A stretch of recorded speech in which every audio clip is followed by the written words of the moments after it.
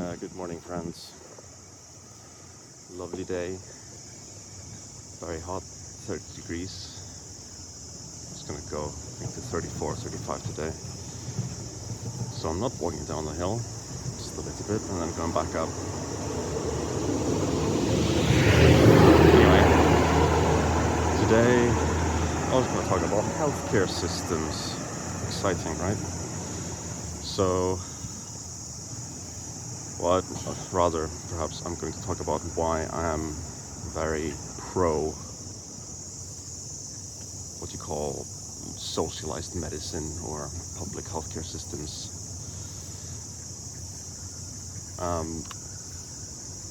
Not ideologically, but it's more of just based on sort of, I guess, my experience and what I've seen. So I've experienced Icelandic healthcare, which is pretty much all public. So the insurance is public, the healthcare providers are mostly public. There's a bit of a mix nowadays. In the UK, got the NHS, all public, with a completely separate system that's private, which you have to pay to use. And in Canada, you have public insurance, private providers, and then in Hong Kong, similar to the UK, you've got a public system, and you've got a private system alongside it. You have to pay to use.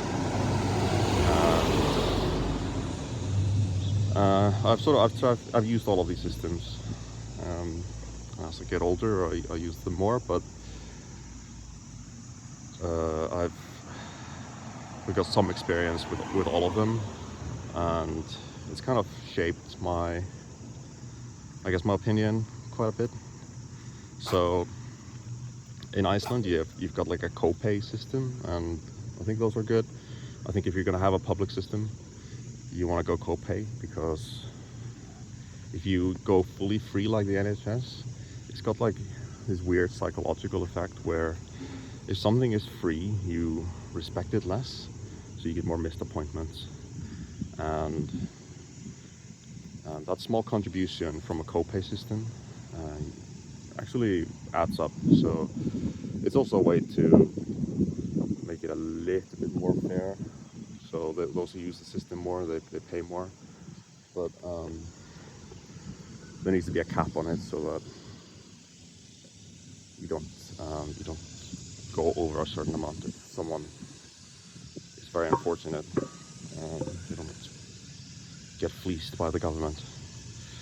Hong Kong actually has this as well. So Hong Kong system is kind of like, imagine the NHS in like the 90s.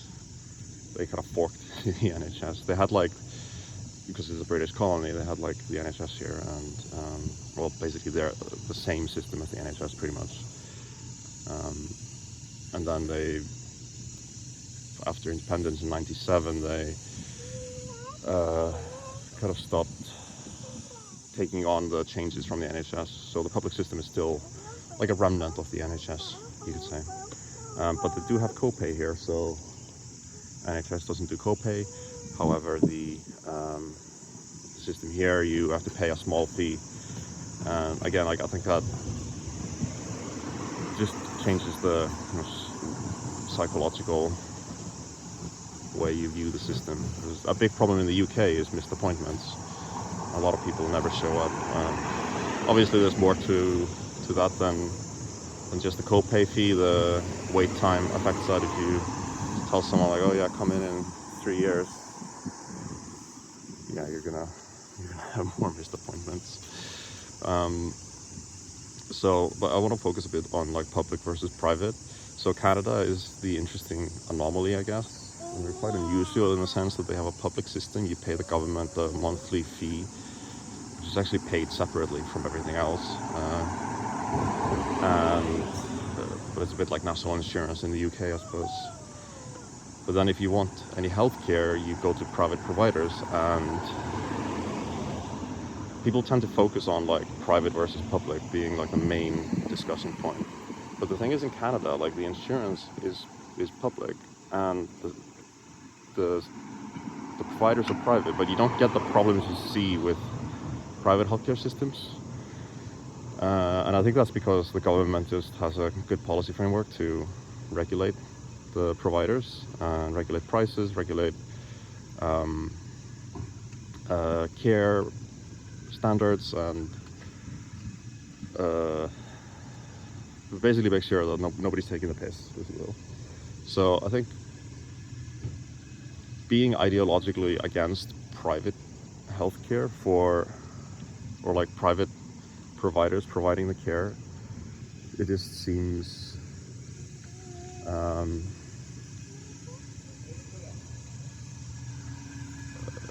I guess it's like, it's not logical to me. It's not yeah, I don't know how to describe it. It's not like, yeah, it's not like a position that you reason yourself into. It's like you can be against like the insurance not being public, but being against the providers being private, I feel like is more nuanced. And I think this is where, like, usually this is where people lose me in this discussion, because people are ideologically for one or the other. But I think like the Canadian system shows that it's a bit more nuanced than that. And the discussion in the UK frustrates me to no end, because as soon as anyone says like, oh, we should start charging, you know, a small fee for this or that, or there's any mention of like using private providers, people get all up in arms. The NHS is like a religion over there. People don't take like a rational view of the system and how it works and how it can be improved. It's just like, it should just be a certain way and no changes allowed. Which is a problem over there, I think. So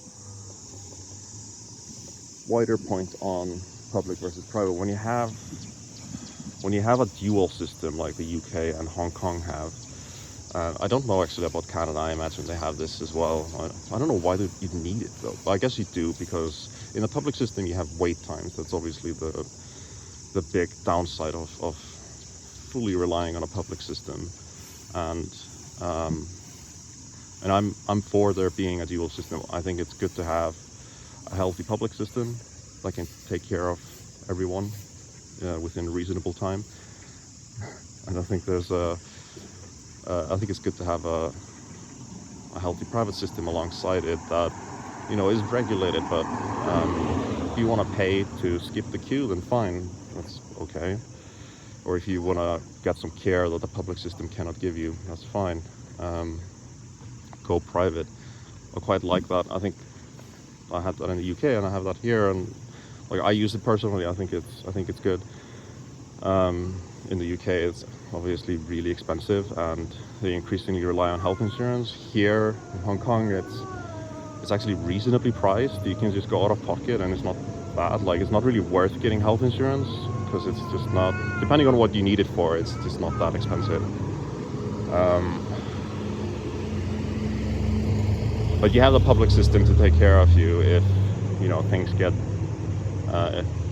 if you need to. If you don't have the money, or you don't have or something bad happens, then you have the public system. And this is where my reasoning behind having a strong public system comes in. So I would rather invest more in a stronger public system, get wait times down, than have like so rather than investing more in a private system, I would rather see a stronger public system. If a public system has lower wait times and is well managed, then it can do everything, right? You don't need the private system. I think having both is fine.